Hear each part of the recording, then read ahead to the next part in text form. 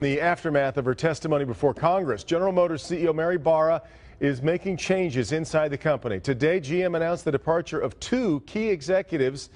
Business editor Rod Maloney live at GM headquarters with the latest on what all of this means. Rod.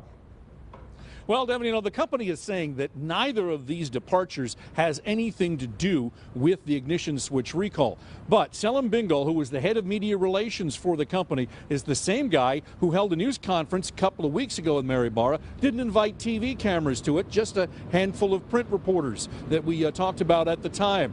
And that's perhaps one of the many missteps that has been pointed to that has shown that his performance has not exactly been stellar over the past month or so. After 24 years with General Motors, Melissa Howell left today. She was Senior Vice President of Global Human Resources and was also a cancer survivor.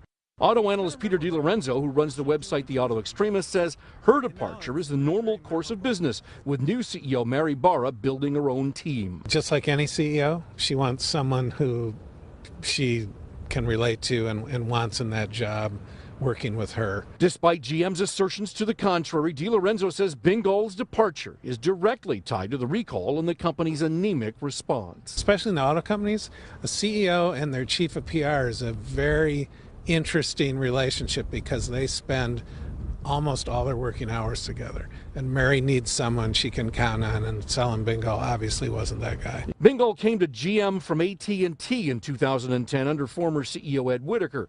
Corporate communications expert Matt Friedman says his resignation is absolutely no surprise. I would have been more surprised if somebody like him had stayed in his job with a new CEO and with the crisis that's been happening. GM's going to go outside the company for its next PR chief, and Friedman says that person's job is going to be exceptionally tough. Their executive leadership wants to say to the public, and especially to the PR community, we're trying to start a new culture here, and we want somebody who can help us communicate that culture. Now, General Motors wasted no time in replacing Melissa Howell. John Quattrone is the guy who's going to be the new head of human resources for the global company. He's a GM lifer, has been around since the early 70s. The search for Bingol's replacement is ongoing as we speak. Back to you. These are very difficult but fairly prestigious jobs too, Rod. What kind of names are you hearing floated around? Well, okay, for the media relations job, there is one name that's very interesting that I've heard in a number of different corners today, and that is Julie Hamp. Now, Julie Hamp is now in charge of Toyota North American media relations, but she used to be with General Motors and left to go to Pepsi-Cola before Toyota. We're told that she and Mary Barra know each other. Now it comes to the question of whether they can actually cut a deal. Interesting. All right, Rod Maloney at GM World Headquarters. All right, Rod.